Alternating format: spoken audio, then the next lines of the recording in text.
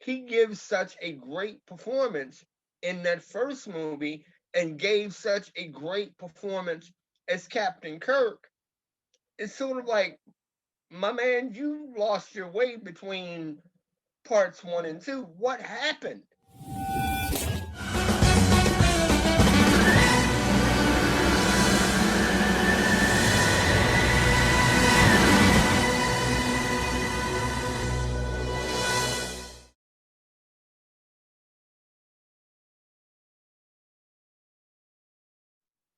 His performance is so bad in Wonder Woman 84, you can't enjoy it. And For that, sure. right, and that's why I said that a lot of it is, it depends upon what you do with it as an actor, and at the end of the day, whoever is directing you ends up saying yay, nay, or get rid of that. I've always said that 80 to 90% of an actor's performance is the director. The director pulls out the performance from you. And a great actor could be bad, and a bad actor could be good based on the director. Yep. And I think that's what happened to Chris Pines. I think that Patty Jenkins, the reins got taken off. I hate to say it, but I think the reins got taken off after the success of Wonder Woman 1. I thought she thought she had the answers. She didn't have to be influenced, follow the directions, the dictates of other people. And I think she wanted to bring her vision to life. And that vision, however, whatever it is, we don't want to judge it. I may hate it, but who knows? That's my opinion. But that vision was contradictory to the project. It was contradictory to the character, and it was contradictory to what it was supposed to do. And so it failed as a result. But yeah, an actor's performance is, I think, 80% dependent on the director. And what's fascinating about Pedro Pascal for me in The Mandalorian is that he's doing something that is subtly brilliant. Like, I don't think, maybe I'm wrong. Maybe people do give him credit for that. But he is literally performing with a mask on. And with that full-on mask, with no eyes, no facial features, no nothing, he's giving you every emotion that you need to get. That is brilliant. And you know, the method was always, if you have a mask on, you have to be, you know, like gesturing all the time, and you have to, you know, emote. But he's just clean and smooth, and he's just giving you that performance, and a look tells you everything that you need to know. And again, that's part acting, that's part the actor, and part director. Let's not forget that. Pedro Pascal may turn out to be a horrible actor, and as he turned out to be in Wonder Woman, but because of lack of direction. Right. And maybe some other person may be brilliant in that role too. So, but ultimately, that performance in The Mandalorian is brilliant. And what's exciting to me about it is that I now cannot wait. There are no longer excuses. Give me Doctor Doom.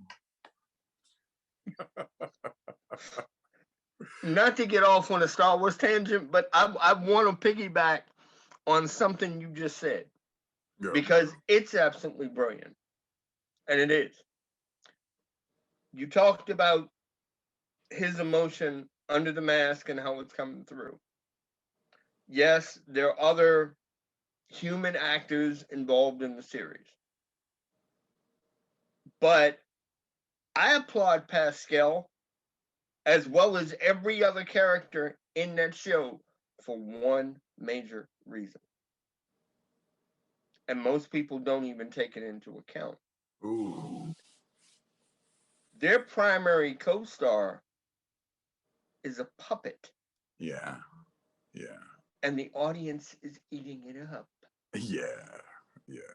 It almost goes all the way back to, and let me actually correct what I'm getting ready to say.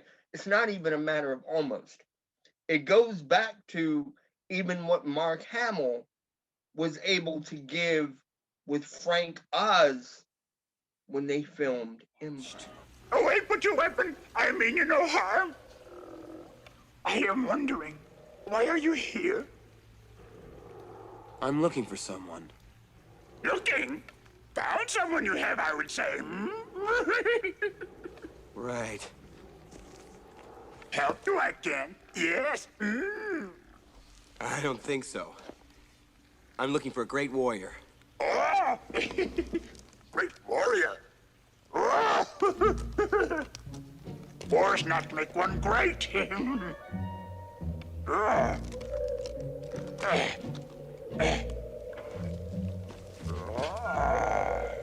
Put that down. Now we... Hey! It's my dinner! How you get so big eating food of this kind? Listen, friend, we didn't mean to land in that puddle, and if we could get our ship out, we would, but we can't, so why don't you just... not get your ship out? Hey, get out of there! No! Hey, you could have broken this. Don't do that. Oh,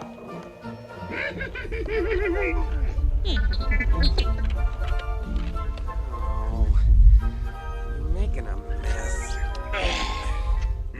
Because you believed the interactions between Luke and Yoda. Yeah. They worked for the audience. It did. They worked for the actors. I remember years ago seeing Mark Hamill on the Today Show or Good Morning America or wherever it was from. I don't remember exactly. But he said for so long, he was actually very, very jealous of Harrison and Carrie. He said because during the making of Empire, you know, he would see the call sheets, you know, Harrison, Carrie, Peter Mayhew, Anthony Daniels, Hamill, and Frank Oz. Hamill and Frank Oz. He said that went on for months. And he actually began to, as he put it, I began to go a little stir crazy, even though it was great being around Frank, because outside of the crew that was helping to make Dagobah as a planet come to life, there was nobody else. And he said, I was so glad when we actually got down to the point where we were doing the Cloud City stuff.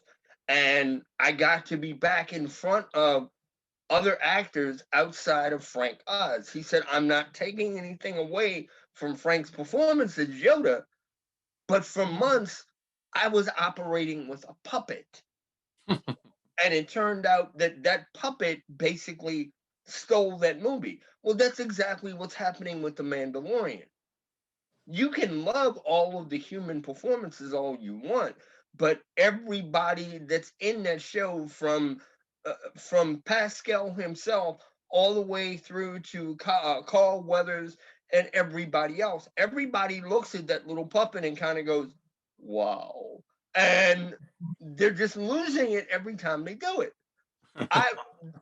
To me, some of the greatest scenes are when he has to look at him and go, no. And he's playing with the little gear shift knob. And the little, you know, he's looking back at him kind of like, please? No, you heard me. I said no. And people really do. That's one of the things that I've always said about folks with sci-fi movies and even certain things about some of these superhero movies. They don't give the people that are acting in a lot of these the appropriate amount of credit that they all deserve, because in a lot of cases they're acting against inanimate objects, and or they're acting against somebody that's a puppeteer off to one side. You're right. But they're making you believe it.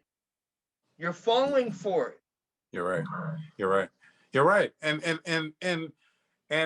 not just, you know, if I can even add to this, not just, you know, acting against a puppet, but now increasingly with green screen, you're acting against an invisible world that you have to recreate. That you have to create, you have to pretend that, you know, you're in a world that doesn't exist and it's surrounded by green. And again, going back to what we were talking about, the innovation that Jon Favreau is introducing to the industry, and I think it is revolutionizing the industry, and I do believe every movie is going to follow that dictate. But after the virtual reality, then he takes it out, and he's not doing so much green screen anymore. He's using another technique of I forget what it's called, but basically what they used to do in the 50s, which is a projecting. And so, the actor can kind of see the world. So there's a lot of subtlety that goes on, which brings two things to mind. The first question is, given just this discussion, how is it that you make a bad anything? How is it that you make a bad anything? How do you come out with Batwoman? Given that, like, it should be basic. Like, listen, I can't pretend to be a director. I admire the skill and knowledge and so on and so forth. But even as a person who's never directed anything movie wise, I don't think I'm making the mistake that Batwoman makes. I can't imagine. So it's fascinating to me that given everything that we just talked about, that bad movies still come out. And they come out regularly. And the last thing that I'm going to say is that there's a thing about Jon Favreau and Star Wars in particular that I admire, and that I wished the superhero genre, emulated more, which is to say, the idea that we shouldn't be afraid of the material. We shouldn't be afraid of the material. And the fans are guilty of this too. We look at superheroes and we kind of ashamedly, it's kind of silly. It's kind of, I don't really want to see it. I don't want to be embarrassed by the general public because they're going to think I'm stupid for liking such a childish thing. And so they run away from the material. They start with leatherizing the costumes, then they armor up the costumes, then they erase the costumes altogether. Half the Avengers are not in costume, and so on and so forth. So Star Wars and The Mandalorian in particular, what I love about it is that it respects the Star Wars genre. It really does. It doesn't run away from it. You're Star Wars. The creatures are the same type of creatures. The robots are the same type of androids. And, you walk into a bar and it's the same kind of things that could be accused of as silly. It's there. But it's there and done in a way that says, yeah, I accept it 1,000%. I wish I could get a superhero. And there have been many, but what I fight for is a superhero that would respect the genre as much. And don't be afraid of it. It doesn't mean silliness. It doesn't mean bad. It doesn't mean campy. You can deliver. It's been done before. You can deliver the superhero in a way that's exciting and realistic, and in a way that the general public will love and accept. That's the last thing I would say. Again, we couldn't be more in agreement. You've capped the whole issue for the show. I didn't mean for it to become a Star Wars thing, but you've capped it. That's it. And I love what you said about the fact that we shouldn't really have bad material in Hollywood anymore, and if we do, it should not be to the great degree that we're still getting it. I know. But that to me, and this is my take on it very quickly, it goes into what I said to you before. There is a level of not caring that I think it comes from. I am not joking about that. I can't say it in any other format. There is a line where you've got a handful of people in Hollywood, both for TV and for movies, that give a hoot about what they're giving back to the public. And then there are other people that are like, okay, we filled the time slot with the show and we made the 2-hour movie. Yeah. We can get paid now, right? That's the difference. Yeah. And that's shameful and unacceptable. Kevin Smith gives a damn about what he hands back his audience. Jon Favreau cares about what he's given back. Dave Filoni cares about what he's given back. You've had other people. Spielberg still cares about what he gives back. Yeah, he does. Yeah, Greg Berlanti, in a great level, cares about what he's giving back for the most part. There are some exceptions because I still think it's not really, and I know I shouldn't say this, but I don't think it's a coincidence that the two shows that the CW has messed up on have been the two black-led shows. You're right. Messed up that badly anyway. Messed up that badly. I don't love all the CW shows, but you're right. The worst of the worst is of those two shows. Mm-hmm. For sure. One director that I happen not to like, and I'm sorry, but Taika Waititi and Thor Ragnarok. You notice I always drop those little, I can't help but drop those little bumps. But yes, I hate Thor Ragnarok with a passion. And it was a horrible movie, terribly directed. I'm not coming for Taika Waititi as a director because he does his genre. To me, it's the same thing that happened with Tim Burton. They're brilliant at their genres. It's not a genre that fits the superhero genre. He butchered Thor, in my opinion, by making him a silly, campy, funny character. Keep hiding, but me, I choose to run toward my problems and not away from them. That's what.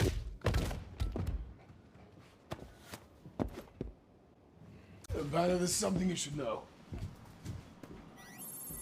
Voice activation required. Banner. Welcome, strongest Avenger. What? Ship's log. And right now, that's the mindset that I'm in. And you know who I'm blaming? Grandma Simon. Hey, don't interrupt me. Why are you handing me the melt stick?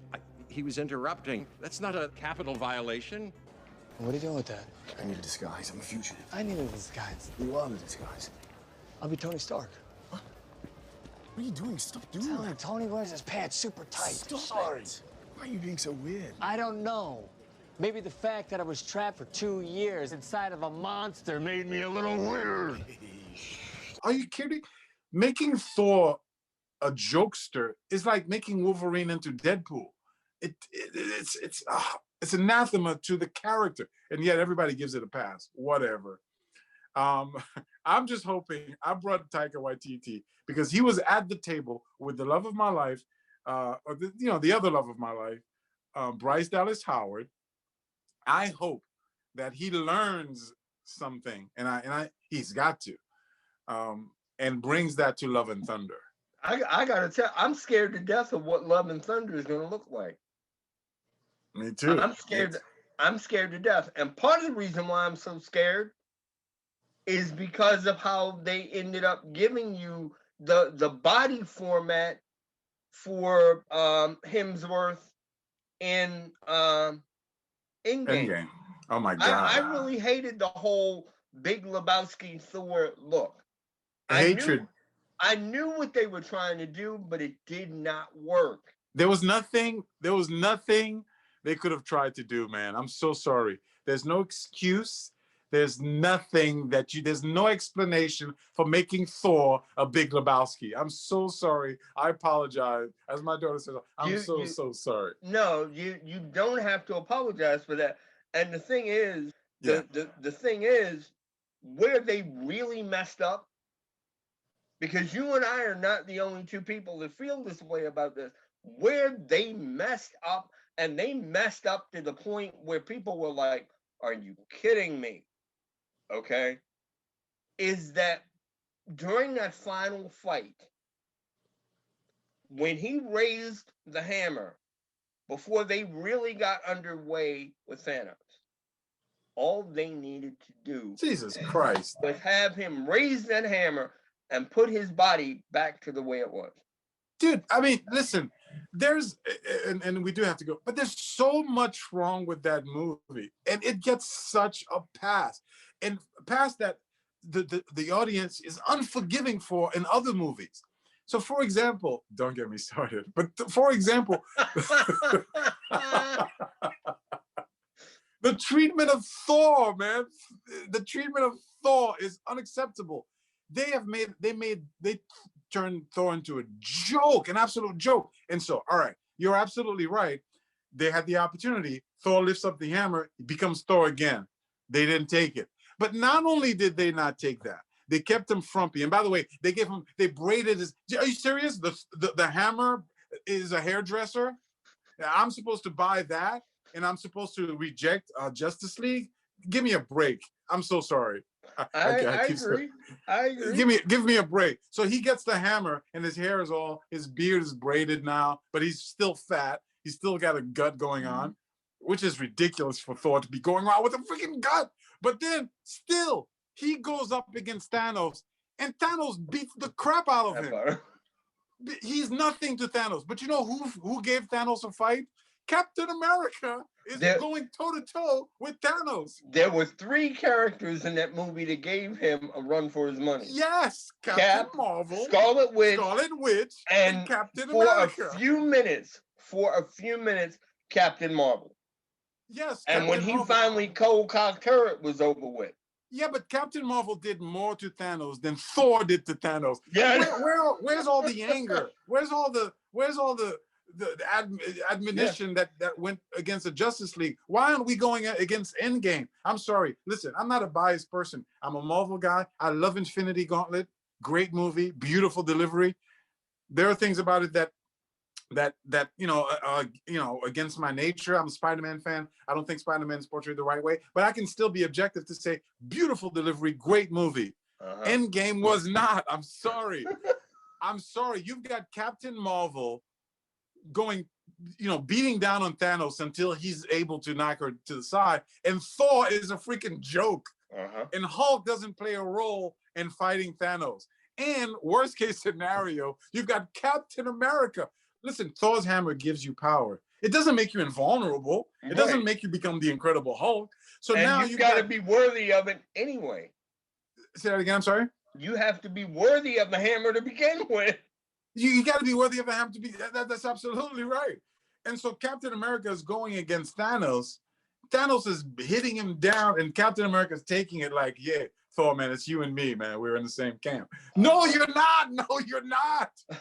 I'm sorry, man. Don't get me started. It's fine. Don't get me started. We could do another whole show just.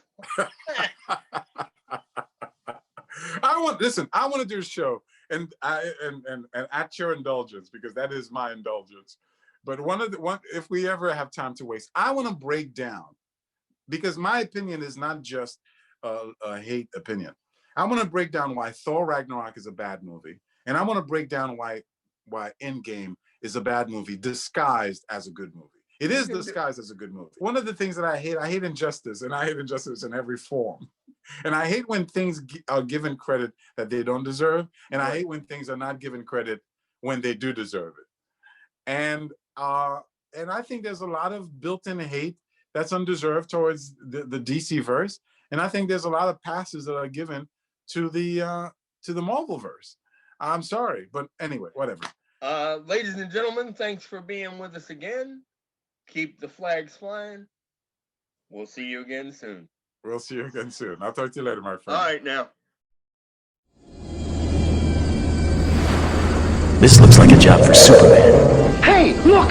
It's Spider-Man! The dynamic duo return next week. Don't listen.